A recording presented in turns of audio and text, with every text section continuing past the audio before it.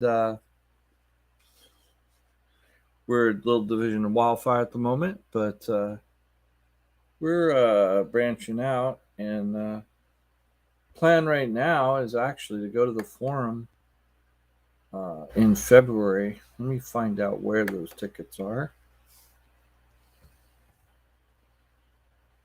Even though I have a little bit of beef with AEW, although until it goes down, until we actually see what's going on, it's just a bunch of people saying what they think is going to happen. Until you actually have the guy there, you really don't know what's going to happen. That's like the reality of things. But let me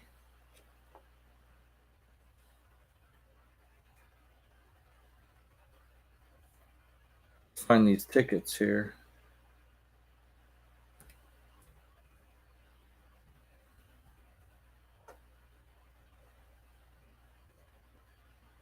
$23. There it is. Those are going to be available. So it's going to be January 11th at 4 p.m. And it's AEW Dynamite. And is that Punk band dancing on Sheamus? Because if it is, that's funny. But let's see here. See the tickets. How many tickets do I want? I want one ticket. And allow, sorry. So I want one ticket. All right, so view these tickets. Checking the availability at the ticket center. I'm not sure if this is they might be Ticketmaster or something. Might be a scalper, I don't know. All right. Yeah, this is bad. This is holy. They already sell out? Wow. So I want to check to see if there's some, because they said starting at $20. And right now the last tickets here are $166 to $504. Wow. We're going to check and see if there's other tickets available, because wow is all I can say. 166 to 504. We weren't going to spend 166. I probably might have splurged for 60 or something, but wow, that's crazy. I'm leaving right now because I'm not 100% sure that's a real thing. I'm going to check. We're going to AEW.com because they probably have the tickets, the proper link. I don't know why. AEW.com, Punk. I know that for a fact it is a actual. This is weird. There we go. What? Oh, there we are. Sorry, it's AllEliteWrestling.com. My bad. And that's the preview there. Then there are events, so we'll look at the events. And I'll take a look at where we're buying tickets, because they just had this announcement.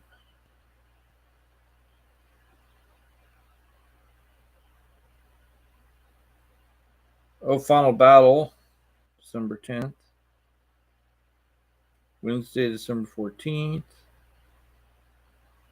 And the Kia Forum on sale. So we're going to look at those right now, see where it takes us. It takes us to Ticketmaster, which is much more trustworthy.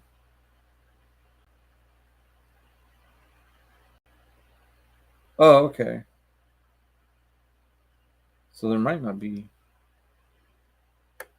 I don't know. There might not be sales right now.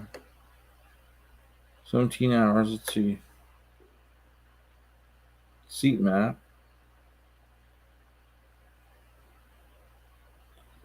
Okay, so Friday is when they're on sale to the general public, and the pre-sale starts Thursday, October 27th at 10 a.m. So yeah,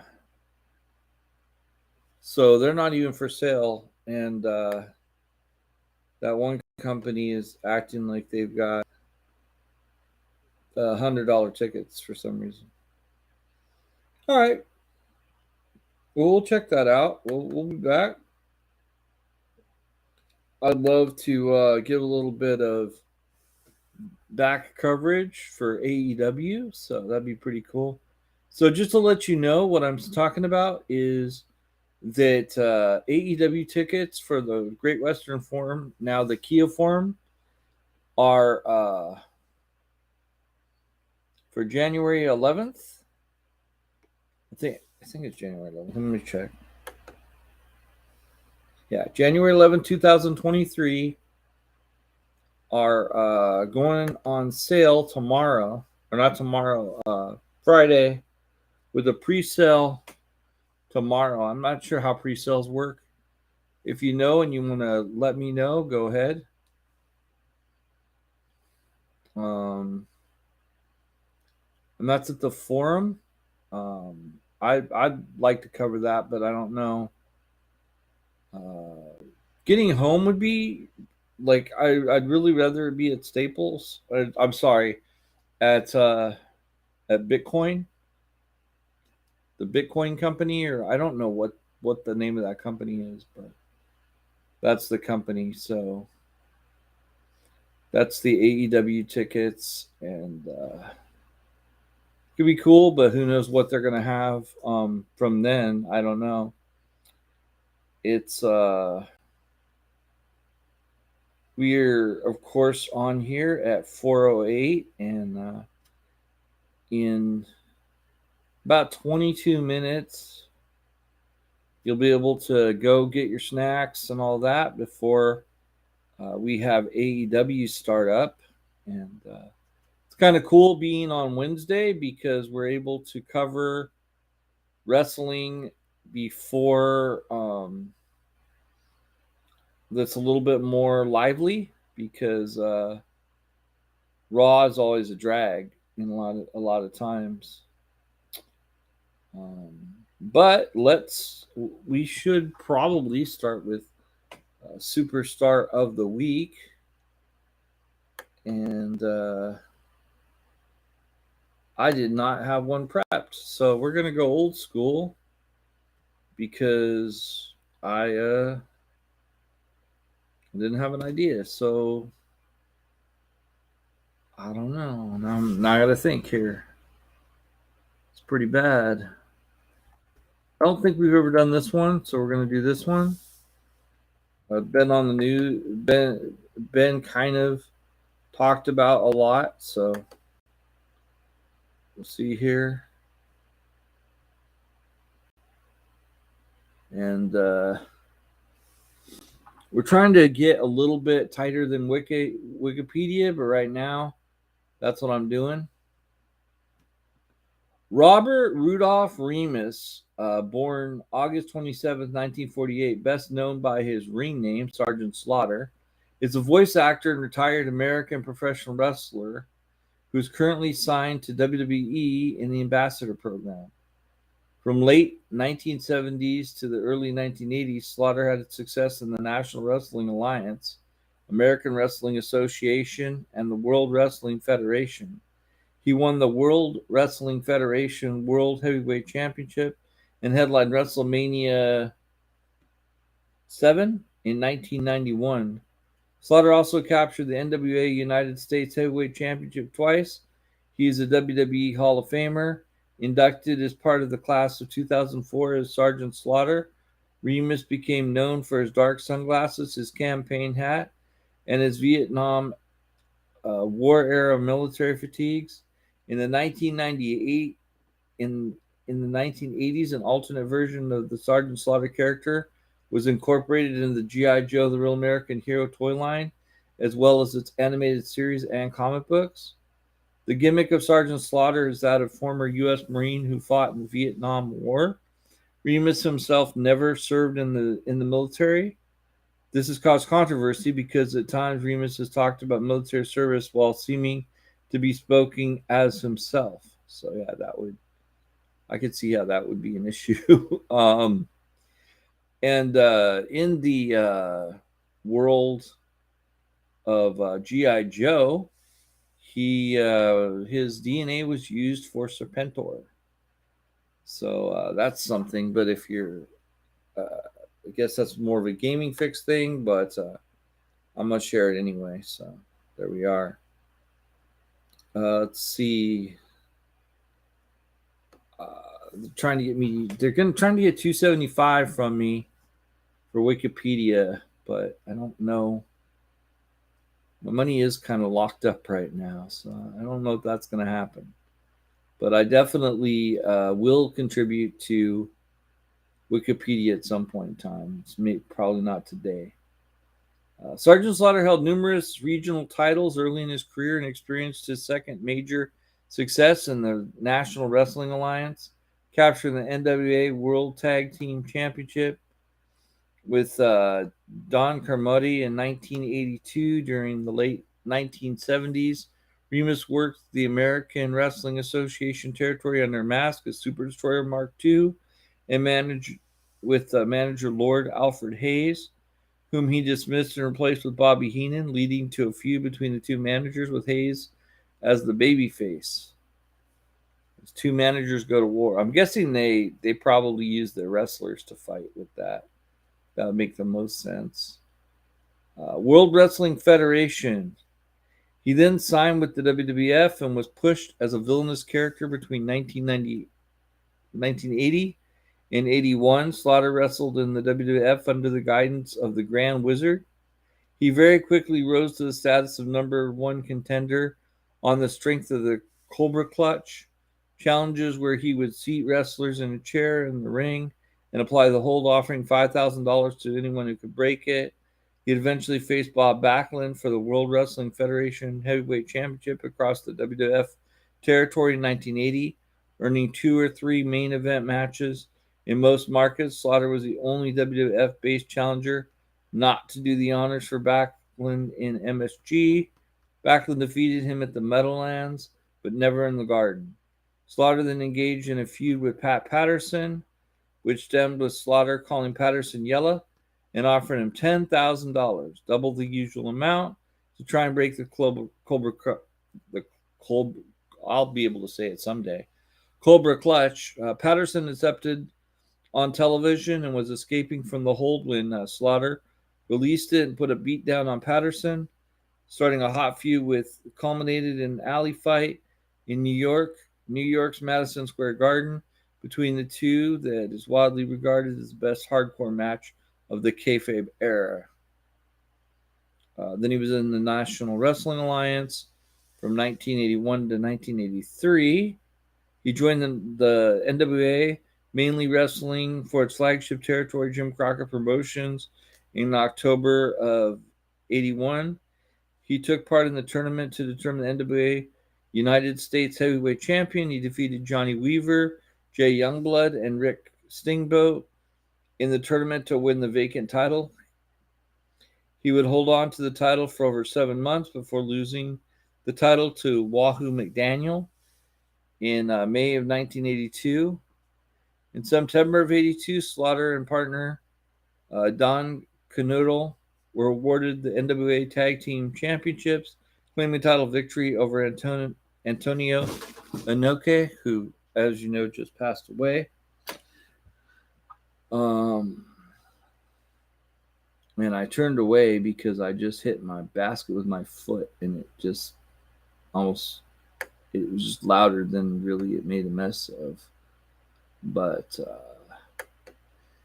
Giant Baba in Tokyo, there'd be the heated rivalry with the team of Rick Steamboat and Jay Youngblood, which culminated in March 12th, 1983, losing the titles to Steamboat and Youngblood in a steel cage match in Greensboro, North Carolina. After the rivalry ended, Slaughter left JCP.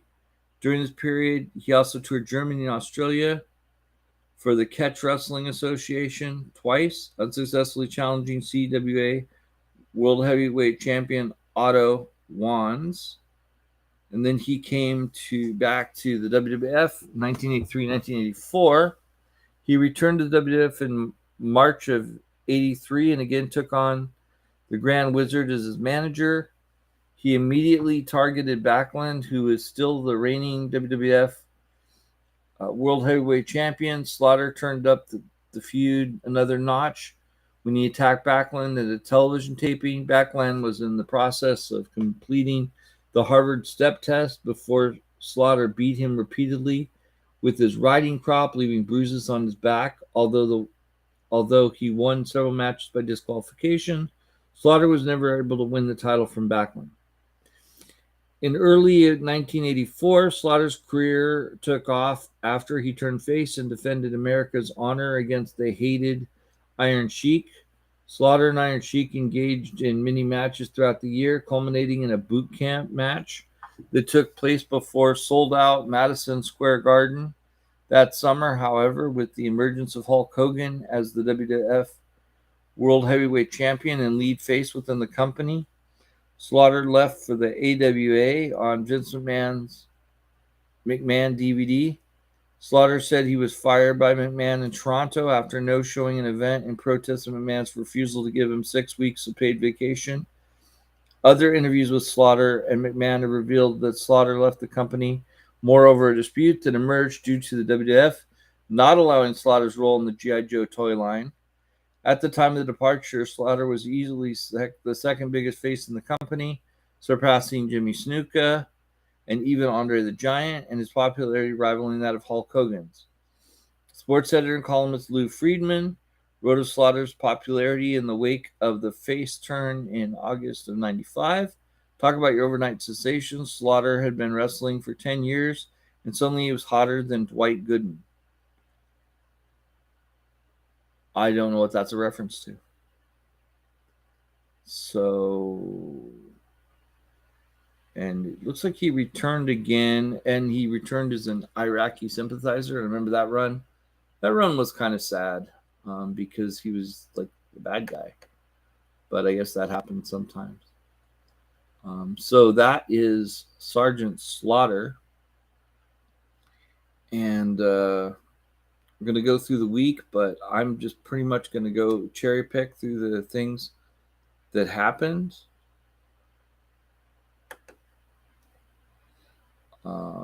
And the first thing that I was going to talk about is, I guess we should talk from the, let's see, this is Monday. So I guess it would be starting with, I guess it would have been the last matches that happened on Dynamite. And we'll see if I can remember those. I've got AEW up right here, so that's pretty easy to find. Let's see if I have it. Actually, believe it or not, they don't have the they might have the cards. This is the card for tonight. So maybe they have the past cards. Do they? October 26th. That was Rampage. So is that okay? So yeah, so the last match we had Death Triangle against Orange Cassidy and the Best Friends, and that was all right. But really, the two things in my mind that were really good were Chris Jericho versus Dalton Castle. Dalton Castle, I love his personality. I think it's really fun.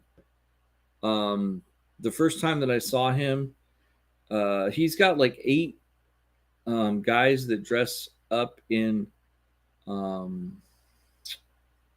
in showgirl costumes, which is fine, and they help him out. But like as far as his own personality as at one point an ROH champion, is he was threatening a wrestler, and he's like, basically, I'm going to put you in my duvet, which I think is like an ottoman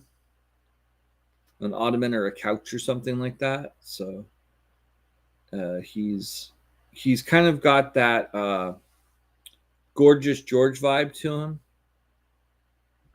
and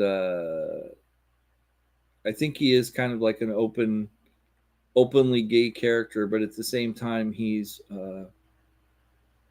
like a tough guy. So it's kind of a neat character. And you put that against Chris Jericho, it was a pretty good match. Um, I don't know why, but for some reason, I didn't see this, and maybe I didn't see it because of it being on later. I walked out. I don't know, but I don't remember. I've heard the matches, and I can tell like what happened, but I don't think I saw them for some reason. Then we had Tony Storm versus Hikaru Shida, which was a pretty good match. I think the winner in that was Tony Storm. Was it? Yeah, because it was for the Women's World Championship. So yeah, Tony Storm retained, and then we had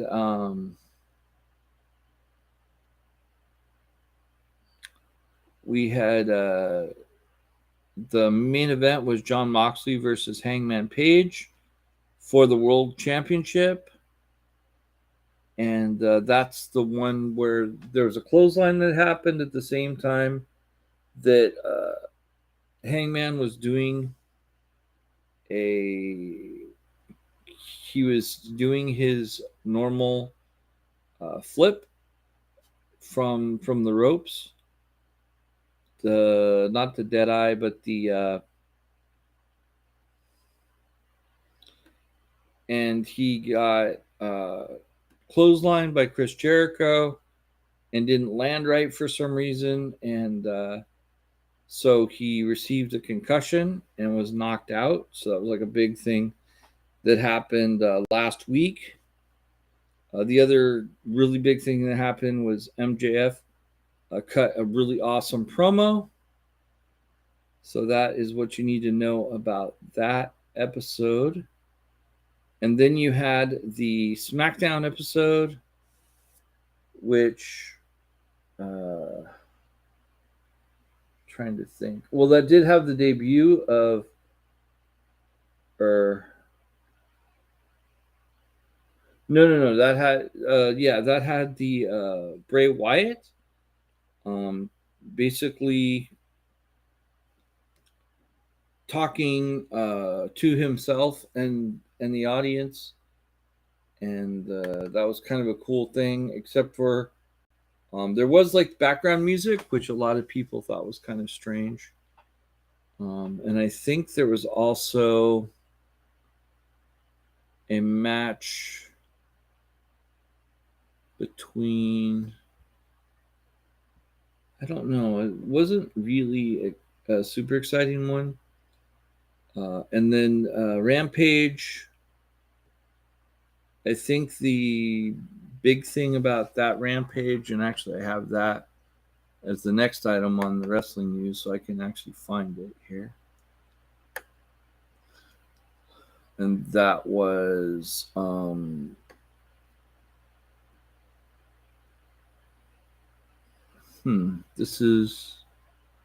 this one happened already? Yes, it did. Okay, because this was Preston Vance and Orange Cassidy versus Rush, and Hook versus Ari Daivari, and the Acclaim versus the Varsity Athletes. Titles versus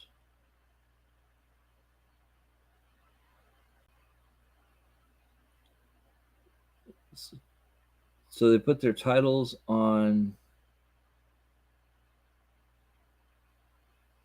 think it says titles versus tradition. I'm not sure what you get if you get tradition. Bunch of rules you have to follow, I guess. So that was Rampage and SmackDown. And then that would lead to Raw, which I saw last night. And the big thing with that was a match between Bayley and Bianca Belair, I believe, and that was pretty good. And then there was a run-in by Nikki Cross, and she pretty much is no longer wearing her superhero cape and was just beating the crap out of the different wrestlers there. So that was the thing. I think there was also a match.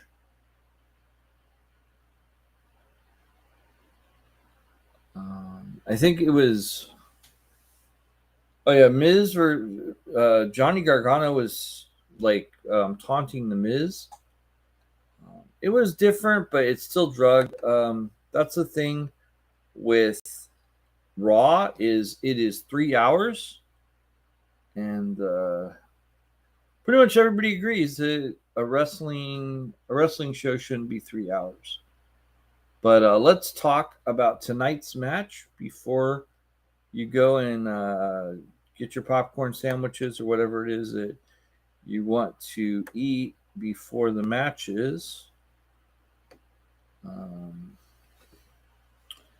So we have Jon Moxley for the world title against Penta El Zero Miedo, or one of the Lucha Brothers, who's great. I think the other one's better, so I don't know.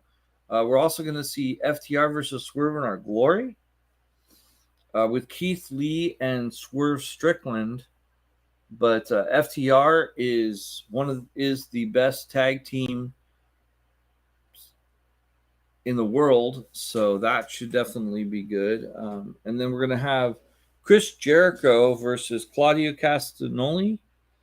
That'll be really good. Yeah.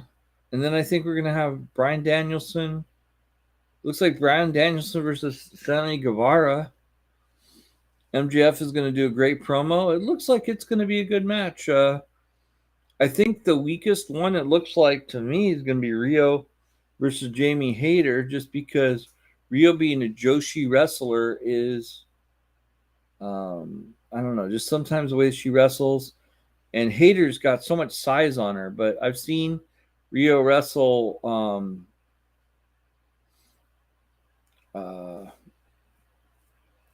Nyla Rose, and while laughable, it was entertaining. So I don't know. I'll make my picks. I think Jon Moxley will retain his World Heavyweight Championship. I think that Chris Jericho and Daniel Garcia will probably somehow screw Claudio Castagnoli and Wheeler Yuta and win. I think FTR versus Swerve in Our Glory. Since it's not for the championship, but I guess it is for a chance to go against the champions. I don't know if they're going to put them near the champions this early, but then they can't really. But how are they going to lose against Swerve in Our Glory? So I don't know. I mean, they are the top team, so really they should have the belts. So I don't know what they're going to do or how they're going to do that. And then Bryan Danielson versus Sammy Guevara. I think Bryan's going to win, but I think it'll be a good showing with Sammy. He'll probably try and kill himself. And MJF, I don't know what he's going to say, but it'll probably be very, very entertaining. So that is everything that's happening in wrestling. And aside from the ticket sales that I was talking about, and hey, gotta shill some shirts before we go. And if you want to help out Gaming Fix, one of the best ways to do that, or the 1, 2, 3, We have 3 123 shirts, and you can find those on tpublic.com/stores/ excuse me, gaming-fixx. That's tpublic.com/stores/gaming-fixx. And there you can find some great shirts. We're going to be curating, probably have some Halloween stuff eventually. And for every shirt you buy, they kick down about $2. And they have all kinds of things. You can get buttons, stickers, you can get banners, pillows, pretty much anything. Just take a look. Well, not anything, but a decent amount of things.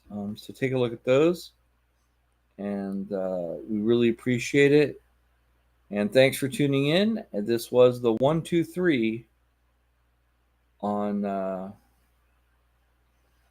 Gaming Fix Network. Bye, everybody.